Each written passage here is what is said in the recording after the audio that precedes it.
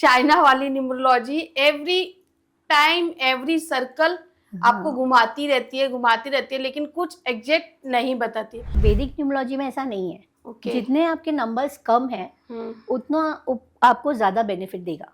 1 number सूर्य का number, right. 2 number चंद्रमा का नंबर, तो वो भी तो प्लैनेट से हुआ, वो तो एलिमेंट की बात ही नहीं करता। हाँ, ये जो वैदिक न्यूमरोलॉजी है हमारे ऋषि मुनि ने बहुत पहले इन्वेंट की हुई है। अच्छा मैम, अगर सपोज कीजिए किसी के पास 2 ही नंबर है, जैसे किसी के पास 5 और 7 है, 6 नहीं, तो उसका क्या होगा? लक तो है, बुद्धि भी है, तो नेम फेम पैसा नहीं रहेगा क्या?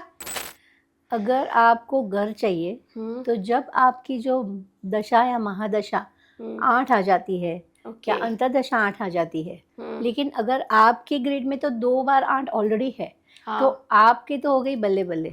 और गिफ्ट का याद रखिएगा, जिसका क्वेश्चन, जिसका कमेंट हमें बहुत अच्छा लगेगा, केएफई की टीम उन्हें गिफ्ट जरूर भेजेगी।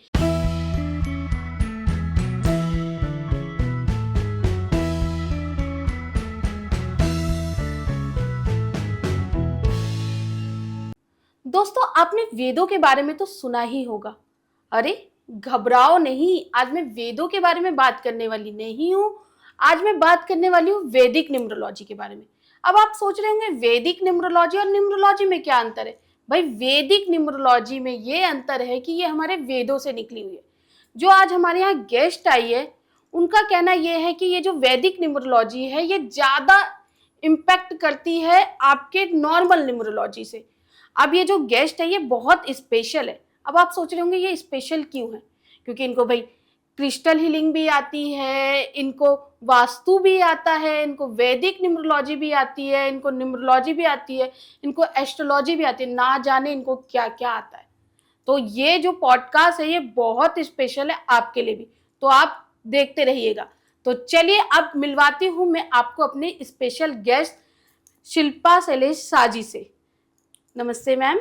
नमस्ते मैम, सबसे पहले तो मुझे यही बताइए कि वैदिक न्यूमरोलॉजी और न्यूमरोलॉजी में क्या अंतर है? पहले तो मैं आपको दिल से धन्यवाद कहती हूँ कि आपने मुझे आपके प्लेटफॉर्म पर बुलाया और मुझे मौका दिया कि मैं समझा पाऊँ आपको ये कि वैदिक न्यूमरोलॉजी है क्या, और ये वैदिक न्यूमरोलॉजी अगर आप सीख लेते हैं तो आपको क्या फ़ायदे हो सकते हैं और इसका इम्पैक्ट क्या हो सकता है आपकी ज़िंदगी में। तो आज मैं आपको बताऊंगी कि एक्चुअली वैदिक न्यूमरोलॉजी है क्या और इसे किस तरह से हम रीड करते हैं।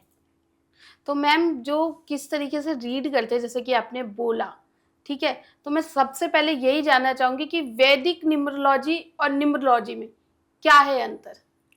देखिए, आपने बहुत सारा न्यूमरोलॉजी के बारे में सुना है।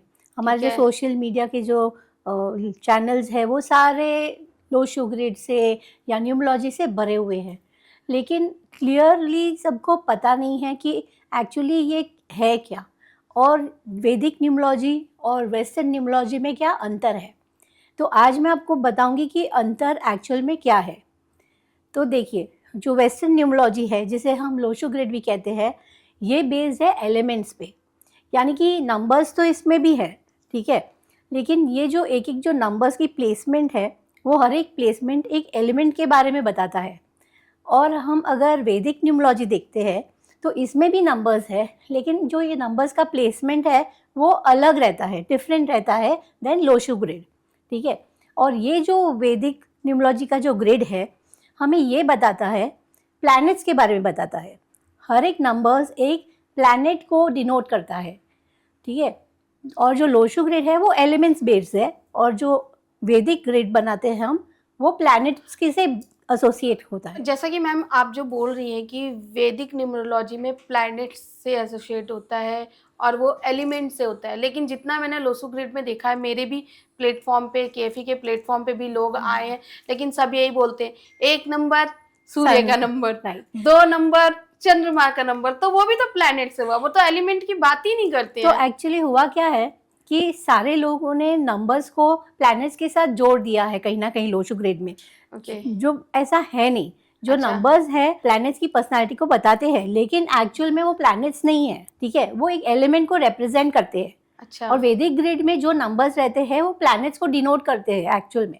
ओके, तो मतलब जैसे वो 1 नंबर वेस्टर्न न्यूमरोलॉजी में 1 नंबर सन यानी अग्नि, यस। तो मतलब 2 नंबर मून यानी चंद्रमा यानी पानी यानी आपका वाटर एलिमेंट। हाँ, जो तो 258 जो लोशु ग्रिड में होता है वो हमारा अर्थ एलिमेंट हम उसको रिप्रेजेंट करता है, यस। राइट।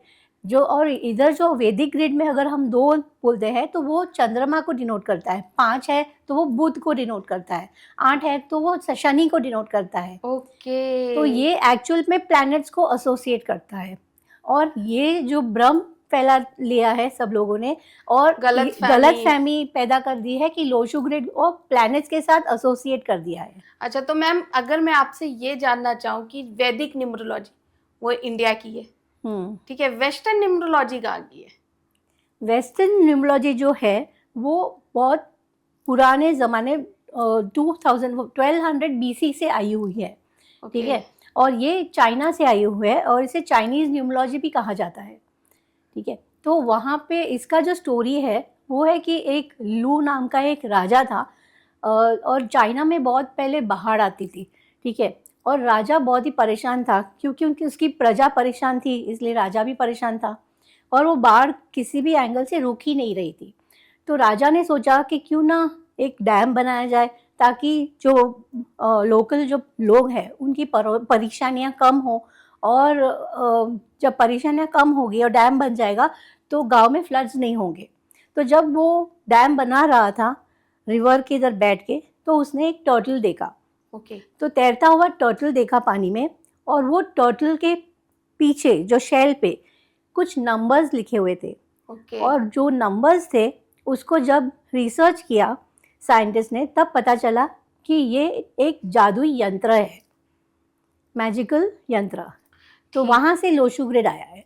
ओके, यानी ये यंत्र को इन्होंने ये प्रिडिक्शन करने वाली न्यूमरोलॉजी बना दी है। और जो वैदिक न्यूमरोलॉजी है वो हमारे वेदों से आई है। यस। आपका कहना ये है कि वैदिक न्यूमरोलॉजी हमारे वेदों से आई है? हाँ, ये जो वैदिक न्यूमरोलॉजी है हमारे ऋषि मुनि ने बहुत पहले इन्वेंट की हुई है और आज लोगों को पता चला है इसके बारे में।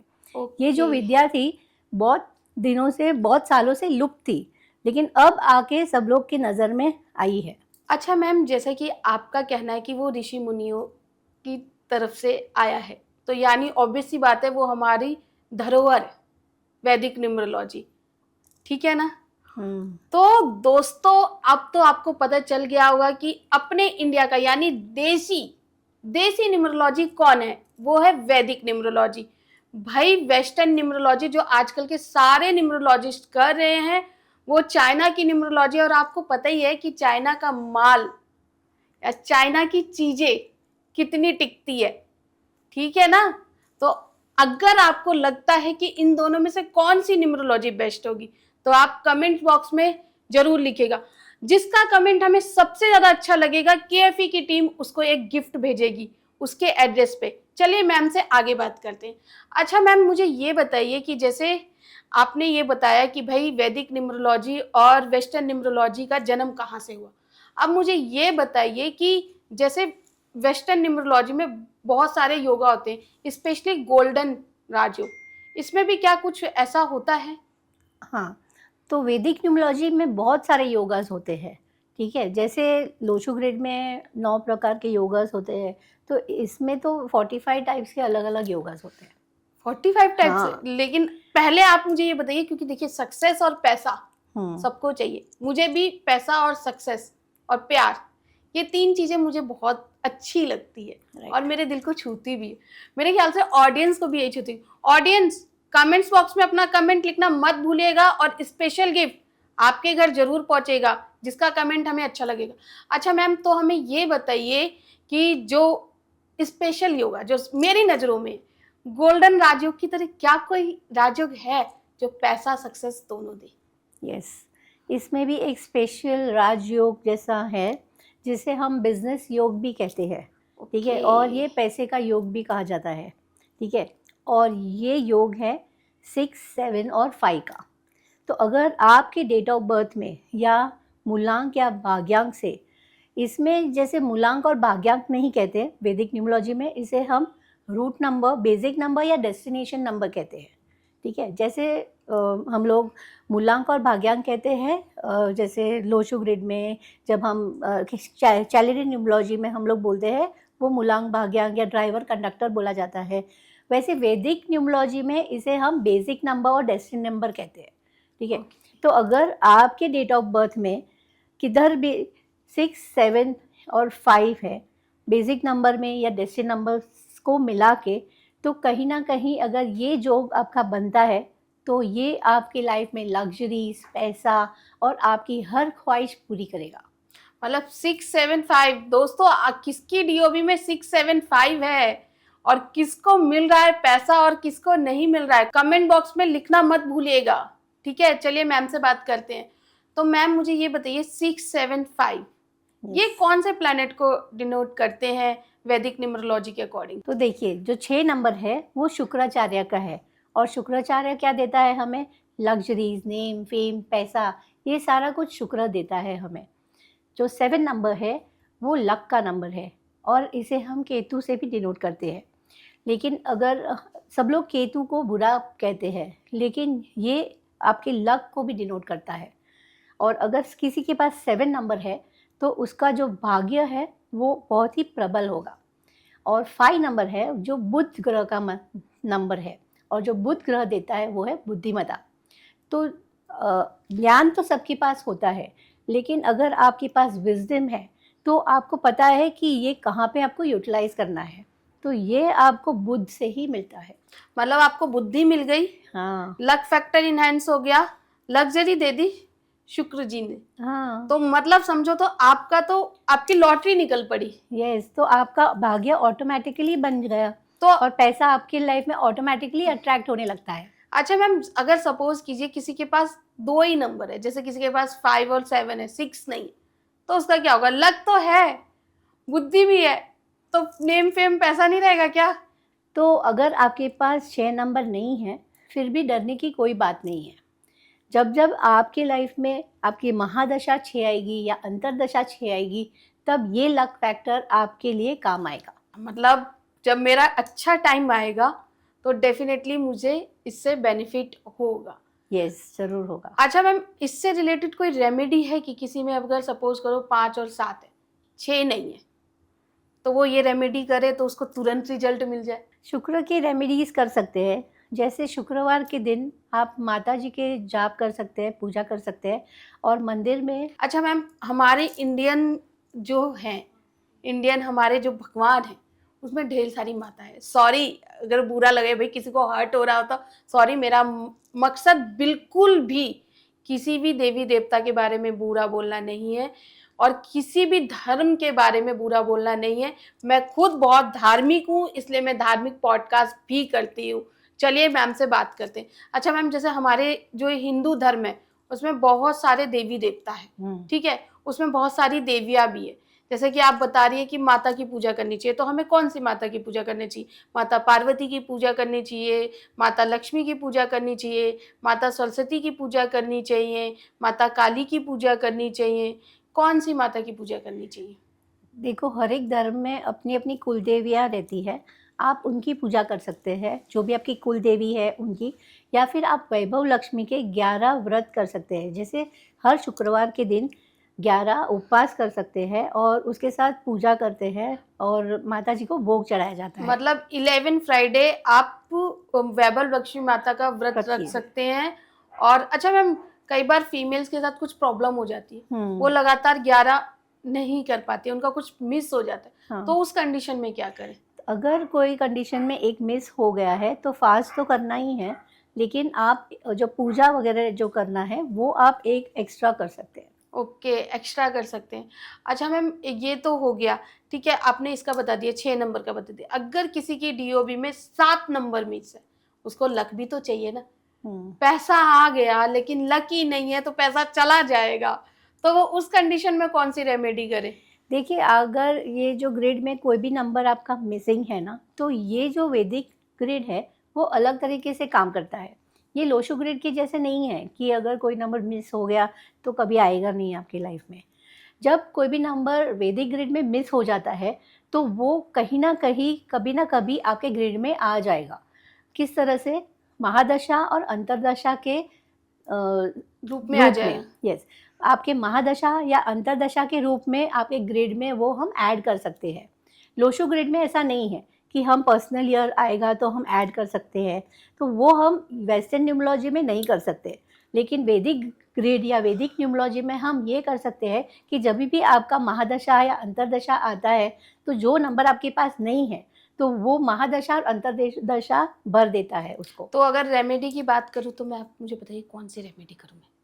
देखो, रेमेडी के बाद अभी हम नहीं कर सकते क्योंकि हमको पता नहीं है कि कौन सा नंबर आपके लिए पॉजिटिवली काम कर रहा है और कौन सा नंबर आपके लिए नेगेटिवली काम करता है। तो ये जानना बहुत ही ज़रूरी है कि जो ग्रिड है आपकी, जो नेटिव ग्रिड आपने बनाई है वैदिक ग्रिड, वो जो नंबर्स है, कौन से नंबर्स आपके पॉजिटिव है और कौन से नंबर्स आपके नेगेटिव है। मैम अब आपने ग्रिड की बात कर दी है, ठीक है, तो मुझे आप ग्रिड बनाना सिखाइए, क्योंकि मैं अपने ऑडियंस को बताना चाहती हूँ कि वैदिक न्यूमरोलॉजी का ग्रिड कैसे बनता है। ऑडियंस, अगर आपको भी जानना है तो कमेंट बॉक्स में लिखिए यस, अगर नहीं जानना तो आप नो भी लिख सकते हैं, कोई प्रॉब्लम नहीं है। और गिफ्ट का याद रखिएगा, जिसका क्वेश्चन, जिसका कमेंट हमें बहुत अच्छा लगेगा, केएफई की टीम उन्हें गिफ्ट जरूर भेजेगी। चलिए मैम से बात करते हैं। तो मैम मुझे ये बताइए, वैदिक न्यूमरोलॉजी का चार्ट कैसे बनाते हैं? तो अब मैं आपको सिखाऊंगी कि वैदिक ग्रिड कैसे बनाते हैं। तो वैदिक ग्रिड में जो फर्स्ट लाइन में जो नंबर्स आते हैं वो है 3, 1 और 9। ओके, ठीक है। अब सेकंड लाइन जो हम बनाएंगे तो वो नंबर्स होंगे 6, 7 और 5। और जो थर्ड लाइन है वो उसमें जो 3 नंबर्स आएंगे वो है 2, 8 और 4। तो ये 3x3 की ग्रिड बनेगी जिसमें 9 बॉक्सेस है और इस तरह से आपकी ग्रिड कंप्लीट होगी। ठीक है। अब आपको क्या करना है, आपके डेट ऑफ बर्थ के हिसाब से इसमें आपको नंबर्स भरने हैं। जो मेरा डीओबी है, जैसे मेरा डीओबी है 25/1/1988, यानी 25/1/1988, तो 25 है तो मैं 2 भरूंगी, 2 की जगह पे 5 लिखूंगी, 5 की जगह पे 1 लिखूंगी, 1 की जगह पे। तो मेरे डीओबी में तो जैसे 2 बार 1 आ गया, और भी ऐसे लोग होंगे जिनके डीओबी में 2 बार 1, मेरे में जैसे 9 भी 2 टाइम आ गया, 8 भी 2 टाइम आ गया। तो इस कंडीशन में क्या करें जिसके में 2-2 बार चीजें आई है? अच्छा, तो पहले तो ये समझना है आपको कि जो ग्रिड है उसमें हमको ईयर नंबर नहीं भरना है। अच्छा, ईयर नंबर नहीं भरना है? ईयर नंबर नहीं भरना है फ्रेंड्स, ईयर नंबर आप भी मत भरना, जैसा कि मैम बोल रही है, सिर्फ अपना डेट और मंथ लिखना है। तो हमें इस ग्रिड में हमारा ईयर नंबर नहीं लेना है। तो अगर आपका जो डेट ऑफ बर्थ है वो है 25 जनवरी 1988। ठीक है। तो हम क्या क्या भरेंगे, हम 2 भरेंगे, हम 5 भरेंगे, हम 1 भरेंगे। ठीक है। हम सेंचुरी नंबर नहीं लेंगे, तो 19 नंबर हमें नहीं भरना है। ठीक है। अब हम लेंगे 8 और 8। तो जो जगह पे 8 लिखा हुआ है वहाँ पे हम 2 बार 8 भरेंगे। ठीक है।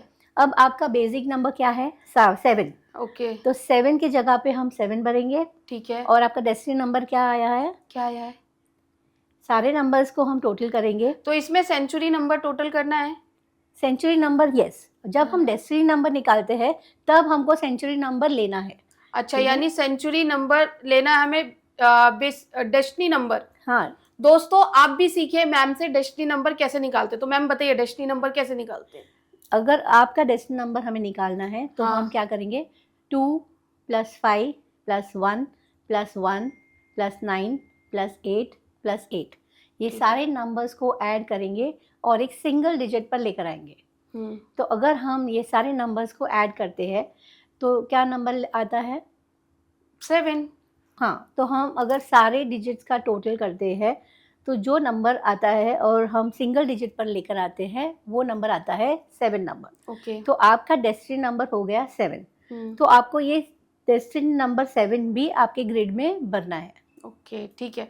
तो मेरे पास तो 2 7 हो गए, ठीक है, 2 5 हो गया, एक 2 हो गया, और 1 मेरे पास सिंगल टाइम है, और 8 भी मेरे पास 2 है। तो मेरे पास तो बहुत सारे नंबर्स 2 के 2-2 बार हो गए, तो यानी मेरी पावर दुगनी हो जाएगी। अच्छा, लेकिन ऐसा नहीं होता। जो अच्छा, ये ग्रिड में हमको समझ में आएगा, ये आपका नेटिव चार्ट बन गया है। ठीक है। नेटिव चार्ट मतलब ये चेंज नहीं होगा, ये ठीक है, ये रहेगा। मतलब चेंज कब होगा, जब आपकी महादशा या अंतरदशा आएगी तब ये आपका नेटिव चार्ट चेंज होगा। ठीक है। तो ये जो नेटिव चार्ट को देखकर हम ये समझ सकते हैं कि आपके लिए आपके कौन से प्लैनेट्स पॉजिटिवली काम कर रहे हैं और कौन से प्लैनेट्स नेगेटिवली काम कर रहे हैं। ठीक है, अच्छा। देखिए अगर 2 एक बार आया है तो वो पॉजिटिव होता है। ठीक है। कोई भी नंबर सिंगल टाइम है तो वो पॉजिटिव, हम कहते हैं कि वो पॉजिटिव नंबर है। ठीक है। लेकिन इसका एक्सेप्शन है एक, 4 और 8 नंबर के लिए रूल अलग है। ठीक है। 4 और 8 जब इवन नंबर्स में आएंगे तो वो पॉजिटिव कहलाते हैं। इवन नंबर मतलब? इवन नंबर्स मतलब 2, 4, अगर आपके सपोज आपके 8 2 बार आ रहे हैं, हाँ, तो 8 आपके लिए पॉजिटिवली काम करेगा। ठीक मेरे है? लिए तो पॉजिटिवली काम करेगा। फ्रेंड्स, आपके लिए आप अपना बर्थ चार्ट बनाइए, देखिए कि आपके लिए कौन सा नंबर पॉजिटिवली काम कर रहा है, कौन सा नहीं कर रहा है। मैम आपको ज़रूर बताएंगी। आप अपना डीओबी लिखेंगे, अपना क्वेश्चन लिखेंगे, तो मैम के पास टाइम रहेगा तो मैम पक्का बताएगी। और गिफ्ट भी तो मिलेगा ना, तो लिखने में क्या जाता है यार, एक कमेंट। चलो मैम से बात करते हैं। अच्छा मैम, मुझे ये बताइए कि क्या कहते हैं, जैसे आपने ये बताया, अब सक्सेस की बात तो हो गई भाई, अब लोगों को घर भी चाहिए, खासकर मेरे जैसे लोगों को तो घर एक बहुत आलीशान चाहिए। तो उसके लिए बताइए कौन सा योग होना चाहिए? अगर आपको घर चाहिए तो जब आपकी जो दशा या महादशा 8 आ जाती है या ओके। अंतर्दशा 8 आ जाती है, लेकिन अगर आपके ग्रेड में तो 2 बार 8 ऑलरेडी है, हाँ। तो आपके तो हो गई बल्ले बल्ले, मतलब आप तो कभी भी घर ले सकते हैं। आपको है। प्रॉपर्टी ऑटोमेटिकली अट्रैक्ट करेगी। ओके। ठीक है, तो और पैसे की भी कभी कमी नहीं होगी। तो अगर फ्रेंड्स, आपके मेरे पास तो पैसों की कमी नहीं होने वाली, आप अपना देख लो। हाँ, अगर आपके ग्रेड में ऑलरेडी 2 टाइम्स 8 है तो आप बहुत ही लकी हो। ओके, मैं लकी हूँ भाई, मैं लकी हूँ। मेरे पॉडकास्ट में लिखो लकी। ठीक है मैम, जैसे कि आपने बताया कि फिर भी स्पेसिफिक कौन सा नंबर देखना चाहिए, सिर्फ 8 या फिर कोई और? हाँ, और भी नंबर्स है, जैसे मैंने आपको बोला कि अगर आपके पास 6, 7 और 5 है तो ये भी आपके लिए लकी है। ठीक है, ओके। लेकिन आपके ग्रेड में जैसे अब हमने देखा कि 7 2 बार आ गया है, तो इसे हम नेगेटिव कहते हैं। ठीक है। ठीक है, तो ये कहीं ना कहीं नेगेटिवली आपके लिए काम करेगा। ठीक है। ठीक है, तो इस तरह से हर एक ईयर में आपकी जो महादशा और अंतर्दशा चेंज होती रहेगी। मतलब अगर किसी के, जो मेरा क्वेश्चन है वो ये है कि जो हमारा जो चार्ट है, ठीक है, उसमें 8 अगर किसी के चार्ट में एक बार आ रहा हो तो उसकी प्रॉपर्टी होगी? नहीं नहीं तो होगी। वही है, अगर 8 सिंगल बार आ रहा है या 4 सिंगल बार आ रहा है तो वो हम नेगेटिव गिनेंगे। अच्छा, तो मतलब अगर 2 बार 8 आ रहा है तो प्रॉपर्टी होगी। अच्छा, जैसे आप अंतरदशा बता रही है और वो दूसरी वाली दशा महादशा बता रही है, तो उस अकॉर्डिंग भी तो 8 आएगा ना? हाँ, तो ये देखिए, ये जो महादशा और अंतर्दशा का जो पीरियड होता है वो 45 इयर्स का एक साइकिल रहता है। ओके। ठीक है, अगर हम लोशु ग्रिड से देखते हैं तो उसमें हम पर्सनल ईयर देखते हैं, जैसे चाइनीज न्यूमरोलॉजी में हम पर्सनल ईयर निकालते हैं। तो एवरी 9 इयर्स में वो पर्सनल ईयर चेंज हो गए, वापस 1 से 9 इयर्स की साइकिल होती है। ठीक है, और 9 इयर्स के बाद वापस 1 से वो साइकिल चलती रहती है। तो उसमें हम देखेंगे कि सब लोग बोलते हैं कि 1 नंबर अगर आपका पर्सनल ईयर है तो एक नई शुरुआत वो मानी जाती है कि आप कुछ नया बिजनेस स्टार्ट कर सकते हो। अगर आप शादी करना चाहते हो तो आप शादी कर सकते हो, या अगर आपको कुछ प्रॉपर्टी लेनी है तो आप प्रॉपर्टी ले सकते हो। तो ऐसे इस तरह से कुछ न्यू बिगिनिंग बताते हैं। हाँ। तो मैं आपको ये पूछ रही हूँ कि आप ये जो नई बिगिनिंग है वो हर 9 साल में करेंगे? हर 9 साल में आप अपना नया बिजनेस शुरू करेंगे, या हर 9 साल में आप शादी करेंगे? तो ये पर्सनल ईयर किस तरह से आपको काम आएगा? मतलब जो ये वो चाइना वाली न्यूमरोलॉजी है, राइट। ठीक है ना, चाइना वाली numerology every time every circle आपको घुमाती रहती है, लेकिन कुछ एग्जैक्ट नहीं बताती। तभी बहुत से लोगों ने मुझे कमेंट किया स्पेशली कि मैम मेरा तो ये पीरियड आया, ठीक है, बट ऐसा तो कुछ हुआ नहीं। तो उस कंडीशन में ये वैदिक न्यूमरोलॉजी में उन लोगों का सॉल्यूशन है? हाँ बिल्कुल है।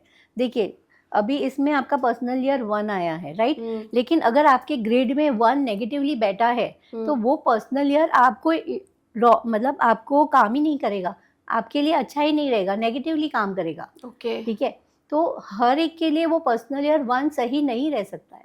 मतलब ये जो वैदिक न्यूमरोलॉजी है, सपोज करो तो पूरा कुंडली की तरह काम करती है, जैसे हमारे Yes. एस्ट्रोलॉजी में हाँ, कुंडली के में ग्रह गोचर सब देखे जाते हैं।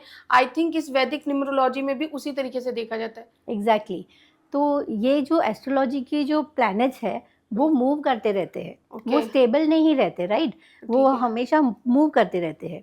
तो इसी तरह से वैदिक न्यूमरोलॉजी में हर एक प्लैनेट मूवमेंट करता रहता है, और इस वजह से हमको ये समझ में आता है कि हमारा हर एक साल अलग रहेगा, हर एक साल में अप्स एंड डाउन्स आते रहेंगे। आपका अच्छा, जो जीवन है वो हमेशा स्ट्रेट नहीं चल सकता है, नहीं उसमें चलता। अप एंड डाउन्स आते ही रहते हैं, राइट? ओके, दोस्तों आप में से कितने लोग हैं जिनकी लाइफ में अप्स एंड डाउन लगे रहते हैं? प्लीज़ आप कमेंट बॉक्स में लिखना मत भूलिएगा कि आपके जीवन में क्या अप होता है, क्या डाउन होता है, क्या मुश्किलें आती है, क्या सफलता आती है, या फिर हमेशा आप खुश रहते हैं। तो मैम आप मुझे ये बताइए, क्योंकि देखिए मैं आपका ज़्यादा समय नहीं लूँगी, मुझे पता है आप बहुत बिजी रहती है। तो मैम मुझे आप कुछ ऐसी टिप बताइए, इजी टिप, जो हमारे ऑडियंस करे रेमेडी और उनको तुरंत फ़ायदा हो। ठीक है, देखिए, पहले मुझे एक चीज़ आपको ये बतानी है कि जैसे लोशो ग्रिड में आप देखते हैं कि ज़्यादा से ज़्यादा नंबर होने चाहिए हमारे, राइट? हुँ, तो हमारी ग्रिड अच्छी कही जाती है, ठीक है? लेकिन वैदिक न्यूमरोलॉजी में ऐसा नहीं है। ओके। जितने आपके नंबर्स कम हैं, हुँ, उतना आपको ज़्यादा बेनिफिट देगा, अच्छा, ठीक है? तो ऐसा नहीं है कि अगर आपके ग्रिड में नंबर्स कम हैं, तो वो आपके लिए अच्छा नहीं है। उल्टे का ये जो कम नंबर्स है आपको बेनिफिशियल साबित करेगा। दोस्तों अभी तक आप न्यूमरोलॉजिस्ट के मुँह से सुनते आए थे कि भई आपके पास ये नंबर नहीं है, आपके पास वो नंबर नहीं है और आप परेशान हो रहे थे। यस, अब आपको एग्ज़ैक्टली। परेशान होने की ज़रूरत नहीं है, क्योंकि मैम ने बताया वैदिक न्यूमरोलॉजी के अकॉर्डिंग अगर आपकी डीओबी में कम नंबर है फिर भी आपको सक्सेस मिल सकती है, आपको पैसा मिल सकता है, आपको एक अच्छा रिलेशनशिप मिल सकता है। चलिए मैम से रेमेडी पूछते हैं। तो मैम ओके। मुझे ये बताइए सबसे पहले पैसों के लिए कौन-सी रेमेडी करें? अच्छा मैम, देखिए मैं सीधे मुद्दे की बात आती है क्योंकि हमारी ऑडियंस भी वेट कर रही है रेमेडी का। तो मुझे ये बताइए सबसे पहले पैसा पाने के लिए वो कौन सी रेमेडी है जो मैं और मेरी ऑडियंस करके अमीर बन सके? देखिए, अगर आपको पैसा चाहिए ना, तो वो हाँ, शुक्र ही दे सकता है आपको। ठीक है। तो आपको क्या करना है, हुँ, शुक्रवार के दिन आपको माता जी के मंदिर जाना है। आप अम्बे माता के मंदिर जा सकते हैं या लक्ष्मी जी की भी पूजा कर सकते हैं। आपको क्या करना है, वहाँ पे जाना है, पूजा करनी है, माता जी को चुनरी चढ़ानी है, और आपको सफ़ेद कलर की कोई भी मिठाई है या खीर है, माता जी को भोग चढ़ाना है, और वही भोग आपको हैंडीकैप लोग या ब्लाइंड लोग में बाँटना है। ओके। ठीक है मैम, अगर सेकंड रेमेडी मुझे बताइए, भई पैसा तो मिल गया, नेम फेम के लिए क्या करें? अगर आपको नेम फेम चाहिए, हाँ, तो आपको सुबह जल्दी उठना है और एक डिसिप्लिन लाइफ फॉलो करना है पहले तो, ठीक है। और आपको सूर्य को जल देना है, ओके, और सूर्य। सूर्य को जल दे के आपको सूर्य मंत्र बोलना है, और सूर्य मंत्र बोल के आपको ये मन में प्रार्थना करनी है कि मेरा हर दिन अच्छा हो, और सूर्य को ग्रैटिट्यूड देना है कि आप आज भी जी रहे हो, और आपकी लाइफ में जो भी आपके पास है, आप उसके लिए शुक्रिया अदा हो। मैम सूर्य का कौन-सा मंत्र बोले? देखो, सूर्य का एक मंत्र है जो बहुत ही सिंपल है। वो एक बच्चा भी बोल सकता है, बड़ा भी बोल सकता है, बूढ़ा भी बोल सकता है, कोई भी बोल सकता है। वो मंत्र है ओम सूर्याय नमः। तो बहुत अच्छे। इस मंत्र का अगर आप रेगुलरली जाप करते हैं, तो आपको नेम, फेम, पैसा हर कुछ देगा ये सूर्य। अच्छा मैम, बहुत से लोग होते हैं जिनको हेल्थ से जुड़ी हुई प्रॉब्लम होती है, उनके लिए मुझे बताइए पावरफुल रेमेडी। अगर आपको हेल्थ रिलेटेड कोई भी इशू है, तो आपको गायत्री मंत्र का जाप करना चाहिए। लगातार गायत्री मंत्र को चांट करते हो अगर आप, तो आपकी कोई भी हेल्थ की सिचुएशन है वो दूर हो जाएगी। अच्छा मैम, जैसे आपने बताया गायत्री मंत्र के बारे में, ठीक है, बहुत से लोग ऐसे जो गायत्री मंत्र प्रॉपर नहीं बोल पाते, क्योंकि मैंने सुना है गायत्री मंत्र या कोई सा भी मंत्र अगर आप प्रॉपर नहीं बोल पा रहे तो वो नहीं बोलना चाहिए। यस, सही बात है आपकी। सही बात है। तो अगर आपको गायत्री मंत्र शुद्ध आप नहीं बोल सकते हैं, तो आपको नहीं बोलना चाहिए। तो इससे ज़्यादा अच्छा है ये रहेगा कि आप गायत्री मंत्र सुन लें। सुन ले। सिर्फ सुन ले और आप चांट ना करें। ठीक है, तो मतलब मैम सुन ले, इसके अलावा भी फिर भी कोई रेमेडी होगी? रेमेडी है कि आप गायत्री मंत्र का यंत्र आता है, वो यंत्र आप चेन में पहन सकते हैं। गोल्ड या सिल्वर की चेन होगी तो भी चलेगा, या फिर आप येलो कलर के धागे में भी पहन सकते हैं। एक ये रेमेडी है, एक हॉस्पिटल की रेमेडी है जो मैं आपको बताऊंगी। ये जो रेमेडी है वो मैं किसी को भी मैंने वायरली नहीं बताई है, और फर्स्ट टाइम आपके प्लेटफॉर्म पर मैं ये बता रही हूँ। यानी जादुई रेमेडी। यस, एक मैजिकल रेमेडी है। तो आपको क्या करना है, आपको हॉस्पिटल में जाना है, आपके कोई भी नज़दीकी हॉस्पिटल में जा सकते हो, और वहाँ पे जाके आपको उस फिल्टर का पानी पीना है। मतलब वहाँ पे जो वाटर डिस्पेंसर रखा रहता है वहाँ से पानी निकाल के पी ले। हाँ, एग्जैक्टली। और एक चीज़ आपको ये करना है, आपको एक पिन लेकर जानी है वहाँ पे। ठीक है। आप मेडिकल में जाके कोई आप पूछेंगे तो एक पिन आती है, वो मेडिकल वाले आपको दे सकते हैं। ठीक है, वो पिन लेकर जानी है वहाँ पे, और आपको क्या करना है, आपके मिडिल फिंगर में वो पिन को हॉस्पिटल में जाके प्रिक करनी है। ठीक है। ठीक है, मिडिल फिंगर में प्रिक करके एक कॉटन लेकर जाएंगे आप वहाँ पे। वो कॉटन से आप वो जो ब्लड आएगा आपके फिंगर पे वो आप बोझोगे, और वो जो कॉटन है वो आपको हॉस्पिटल के डस्टबिन में फेंक देनी है। अच्छा मैम, ये सपोज कीजिए वहाँ पे अगर हॉस्पिटल में ब्लड टेस्ट होता होगा तो एक नॉर्मल सा कोई सा भी टेस्ट करा ले। हाँ, अगर आप ये नहीं कर सकते तो क्योंकि आप थोड़ा सा ब्लड ये टेस्ट थोड़ा सा करवा लीजिए। अजीब लगता है, लेकिन अब वहां जाके ब्लड टेस्ट कराया, पानी पिया, निकल लिए। सही ब्लड बात तो ऑब्वियसली आएगा, उसको लिया, साफ किया, डस्टबिन में डाला, किसी को पता भी नहीं चला, है, रेमेडी की रेमेडी हो मेरे गई। बहुत सारे क्लाइंट्स हैं वो जो जिनको भी ये सारा कुछ अटपटा लग रहा था जो मैंने हाँ। रेमेडी बताई, तो मैंने फिर उनको यही बता दिया कि एक काम कीजिए, अगर आप ये नहीं कर सकते तो आप एक ब्लड टेस्ट करवा लीजिए, वो भी आपको चलेगा। आजकल हेल्थ से रिलेटेड तो हर किसी को कुछ होता है। हाँ। कुछ नहीं तो भाई अपना डायबिटीज का ही ब्लड टेस्ट करा लेकिन लो। ये आपको रेगुलरली 15 दिन या महीने में करना ही है, ओके। तो आपकी जो दिक्कतें हैं वो कम होगी। ठीक है, फिर जब दिक्कतें कम हो तो आप इसको छोड़ सकते हैं। ये हम क्यों करते हैं पता है?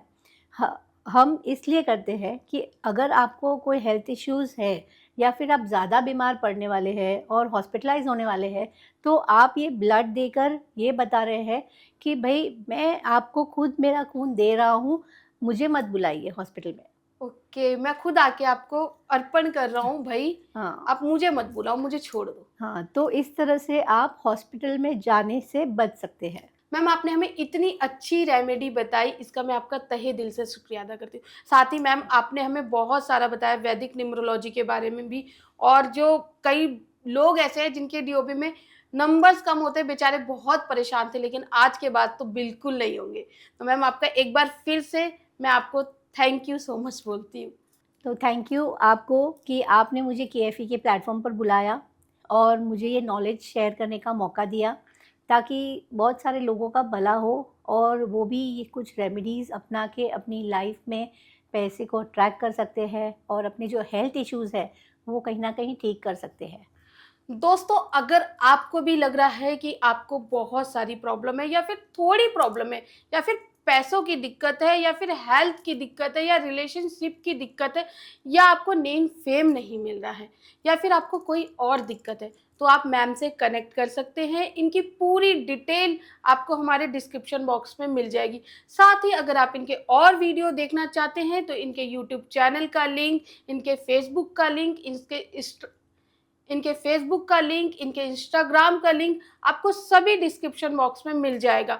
तो देखते रहिए केएफई टॉक शो।